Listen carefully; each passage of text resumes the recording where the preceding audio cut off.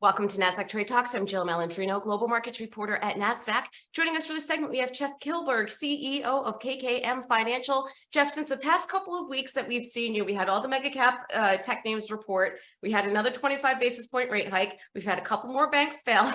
Packed a lot in the past couple of weeks.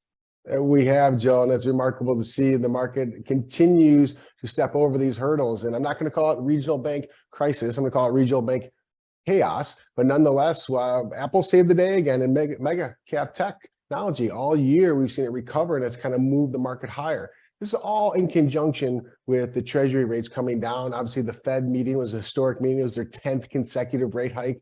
They signaled a pause. So here we are with the 10-year note under 3.5%, the VIX back under 17. It's kind of paving the way for the market to break out of this range to the upside, but souring sentiment is just fascinating to me to see the way this market has become more and more bipolar. But here we are with better than expected jobs data. So we're seeing consumer strength. We're seeing better than expected earnings season, primarily led by those mega cap stocks that you talked about in technology. But right now, it's just a fascinating moment as we're looking for another catalyst because we've taken on a lot of headwinds and the market continues to move forward in a grinding, grudging way.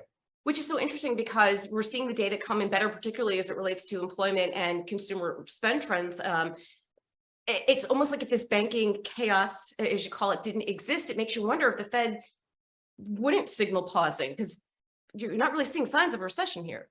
We're not, and I think the Fed's having a hard time. And I'm not going to, pull my violin for the Fed because they are the ones that caused the inflation. As you remember, they were buying assets up until February of 2022, but here they are with a very swollen balance sheet at 8.6 trillion. I think that's underappreciated, Jill. We talk about, the soft landing, hard landing, recession. We continue to talk about ad nauseum. But what's fascinating is that this $8.6 trillion balance sheet is the shock absorber. That is the pillow on the tarmac for this soft landing. So I think the Fed is going to continue to figure out a way to thread the needle. But at the end of the day, this banking crisis situation or banking chaos, as I called it, really has just kind of thrown a curveball into sentiment. And that's making a lot of people rethink their exposure, their risk. You're talking about people buying gold. You're seeing oil at 5-week lows. So I think a lot of these inputs have caused anxiety and nervousness, but it's not being representative in the VIX. The VIX is not at 30, not at 40. It's at 17. It's closed at 15 in the month of April. So it's fascinating to see how this is all kind of coming together here on a Friday, which is the first positive update we've had in about 4 consecutive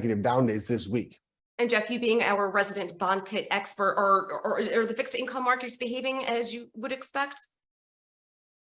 Sorry, say that one more time, Joe. I apologize. Or is the bond market behaving as you would expect relative to what we're seeing with the banks, what we're seeing with, another rate hike? It's a great point. And I think, the bond market leadership continues to lead. So just rewind before SVB kind of failed. We saw max pain in yields, meaning that the 2-year was about 5%. You saw the 10-year at 4.3%. So now you've seen these yields come down, relent, and that's giving a break to a lot of consumers out there. So I think the bond market is absolutely saying that we are seeing inflation abate faster than expected. And we saw that in some of the data recently. But more importantly, what the bond market is suggesting specific to the Fed funds is that there's going to be a rate cut, which is just wild and fascinating to me that here the Fed is kind of day trading the market. They're raising rates, 10 consecutive rates. Now they're going to have to cut rates.